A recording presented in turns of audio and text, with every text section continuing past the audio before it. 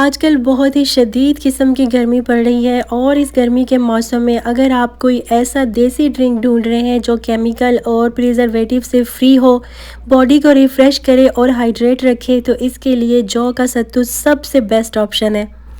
हाय अस्सलाम वालेकुम, क्या हाल चाल है आप सबका। उम्मीद है कि आप सब बिल्कुल खैरियत से होंगे और अपने अपने घरों में खुश आबाद होंगे। आज मैं आपके साथ शेयर करने वाली हूँ एक देसी ड्रिंक जो कि हमारी सेहत के लिए बहुत ही ज़्यादा फ़ायदेमंद है और वो है जौ के सत्तू का शरबत। तो चलें रेसिपी को स्टार्ट करते हैं। सत्तू के बेशुमार फ़ायदे हैं। इसकी तासीर ठंडी होती है और सख्त गर्मी के इस मौसम में सत्तू के शरबत का एक गिलास हमें अंदर तक ठंडक और ताजगी का एहसास देता है। सत्तू का शरबत हमें हीट स्ट्रोक से बचाता है और डिहाइड्रेशन नहीं होने देता। तो ये है जी मेरे पास यहाँ पे जौ का सत्तू और इसके अलावा शक्कर। जौ का सत्तू जो है सबसे ज़्यादा मज़ेदार फ्लेवरफुल शक्कर के साथ बनता है। बाकी आप इसमें चीनी भी डाल सकते हैं, गुड़ का भी इस्तेमाल कर सकते हैं। और इसके अलावा मेरे पास है पानी, एक लेमन, इसमें से हम आधे लेमन का इस्तेमाल करेंगे, ये काफ़ी बड़े साइज़ का है।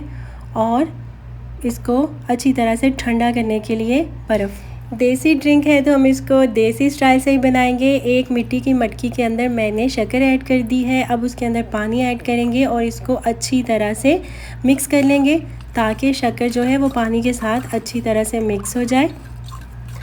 आप शक्कर की जगह पे चीनी का इस्तेमाल भी कर सकते हैं, लेकिन सत्तू का जो असल मज़ा होता है वो शक्कर के साथ ही आता है। तो आप ट्राई करें कि इसके अंदर शक्कर ऐड कर लें या फिर गुड़ भी ऐड कर सकते हैं। यहाँ पे अब मैंने इसके अंदर लेमन का जूस ऐड कर दिया, हाफ़ लेमन मैंने इसके अंदर डाला है। और अब मैं इसके अंदर ऐड कर दूँगी 4 से 5 टेबलस्पून सत्तू के।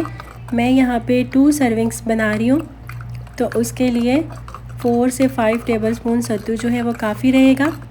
अच्छी तरह से इसको मिक्स कर लेंगे ताकि इसके अंदर गुठलियाँ वगैरह ना बने सत्तू की। और अब इसके अंदर हम ऐड कर देंगे बर्फ़, ढेर सारी हम इसके अंदर बर्फ़ ऐड करेंगे ताकि ये अच्छी तरह से ठंडा हो जाए। इसको आप ग्राइंडर जार में डाल के भी बना सकते हैं, लेकिन मैंने इसको थोड़ा सा देसी स्टाइल से बनाया तो इसलिए मैंने ग्राइंडर जार का इस्तेमाल नहीं किया। आप इसको अच्छे से मिक्स करने के लिए ग्राइंडर जार के अंदर डाल के भी बना सकते हैं। तो यहाँ पे हमारा मज़ेदार सा सत्तू का शरबत जो है वो तैयार है। इसको मज़ीद ठंडा करने के लिए थोड़ी सी और बर्फ़ ऐड कर देंगे ग्लास में और फिर हम इसको सर्व करेंगे। तो यहाँ पे तैयार है हमारा ठंडा ठंडा सत्तू का शरबत और इतनी सख्त गर्मी में ये किसी नेमत से कम नहीं है। तो आप इसको ज़रूर बनाएं, इसको गर्मियों में ज़रूर पिएं।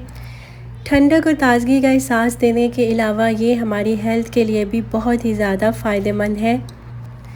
आप सबको पता है कि हमारे प्यारे नबी हज़रत मोहम्मद सल्लल्लाहु अलैहि वसल्लम जौ का दलिया बहुत ही शौक़ से खाते थे, जिसे कि तलबीना कहा जाता है।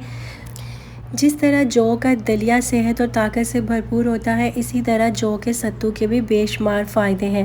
सत्तू और भी काफ़ी सारी चीज़ों से बनाया जाता है, लेकिन मुझे सबसे ज़्यादा जौ का सत्तू पसंद है। तो चलें जी, ये तो थी मेरी आज की रेसिपी। अगर वीडियो अच्छी लगी हो तो इसको लाइक और शेयर कर दीजिएगा। अपना ढेर सारा ख्याल रखिएगा और मुझे दुआ में याद रखिएगा। इंशाल्लाह मिलते हैं फिर किसी और रेसिपी के साथ। तब तक के लिए अल्लाह हाफिज़।